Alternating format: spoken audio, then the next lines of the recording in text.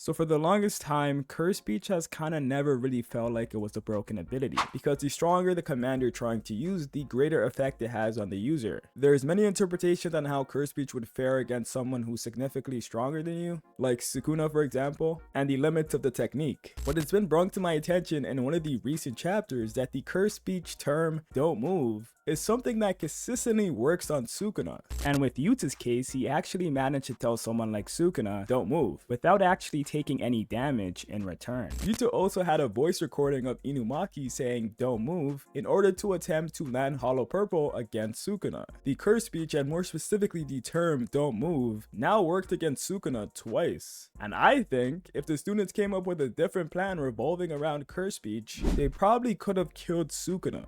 By the way guys, if you're new here, make sure you guys take the time to leave a like and subscribe to the channel. It would be very much appreciated. The main reason I even say this is because of Higurama's Executioner Sword. The fuck? Higurama? I mean Higuruma. This sword is said to guarantee death to whoever it slashes. Well, in order to achieve the sword, you must be sentenced to death in a trial and proven guilty in order to obtain the sword, which has happened in the fight against Sukuna, and we come to find out that they were anticipating getting the sword all along. Before going into the trial, Yuji explicitly states he may have a way to ensure that Sukuna gets the death penalty, which like I said, ensures they get the Executioner Sword. I can't help but feel they could have developed a better plan around slashing that sword on Sukuna and surrounded Higuruma with better fighters to ensure that the sword lands. In one incident, it practically almost did because Sukuna got caught off guard for a moment, resulting in Sukuna having to cut his entire hand off, or else he probably would have died, or he would have died. So this is where curse speech comes in. Imagine he had someone like Yuta beside Higuruma, someone who could get Sukuna to become defenseless by saying the terms, I don't know, "don't move," like we know he's capable of doing,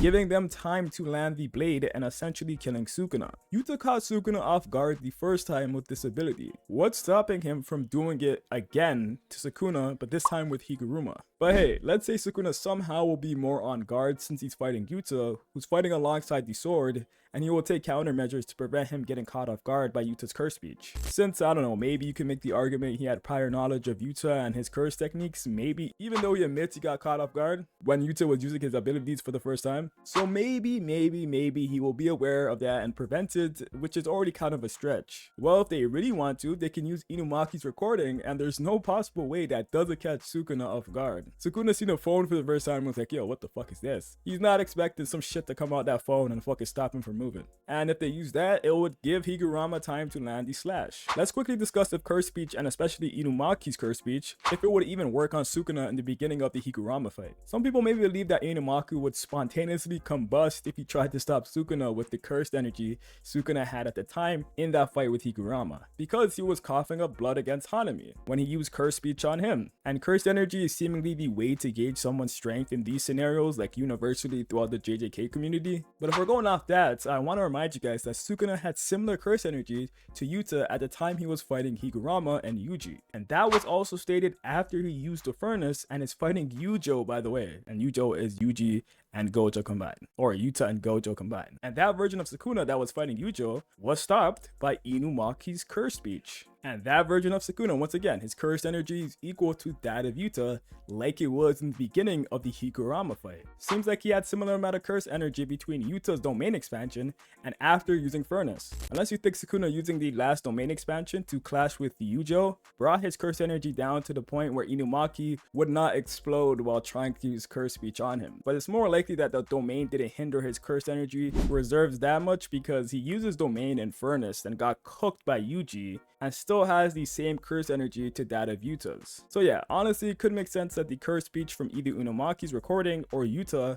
can work on Sukuna in the beginning of the Higurama fight with that level of strength and that curse energy he has in that moment. The new planned sequence would essentially be waiting for Kashimo to get fucking clipped by Sukuna because I don't know who that man felt like he was. Then Higuruma and Yuji come crashing down and Higurama pops domain expansion. They get the death penalty like they were anticipating. And then they end up fighting Sukuna hand to hand and trying to finesse him, making Sukuna think they're going to try to slash him with just their physical capabilities. Boom.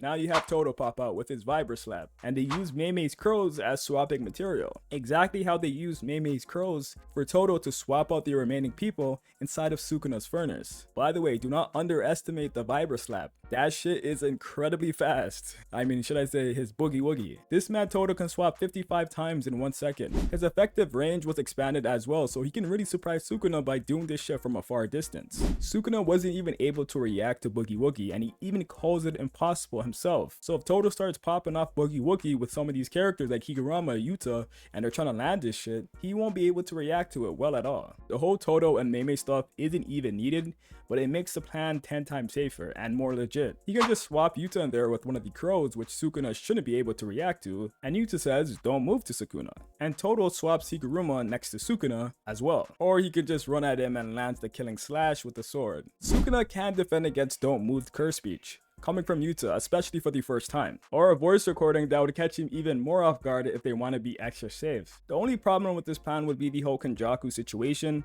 Yuta wouldn't be able to go handle him, and to them, he's also the main problem alongside Sukuna, just for the fact that he could ambush them at any moment. Even if they beat Sukuna, they're probably going to be on death's door, so he's probably going to take advantage of that and try to kill them. It was kind of emphasized that Yuta needed to be the one to kill Kenjaku before they fight Sukuna, since when the curse spirit starts to scatter all over the place because of Geto's curse technique, Rika can help manage them. But personally, I honestly think they could have just sent Maki. Maki wouldn't be detected by Kenjaku, she can have the element of surprise as well, and could get off the sneak attack probably just as well. Yuta even second guesses himself and thinks it would have been best if he could be there with the executioner sword plan, because he knows deep down on the lows he could have helped them. But Yuta says Rika was a must to minimize casualties. I mean, Maki is one of, if not the fastest character among them. The way she was dancing around Curse Naya and just looking like she was flying, I could just imagine her slicing and dicing through these curse spirits like it's nothing. You won't be able to minimize the casualties to the extent that Yuta did. Hey, the price you pay for defeating the man who wants to destroy the city and Japan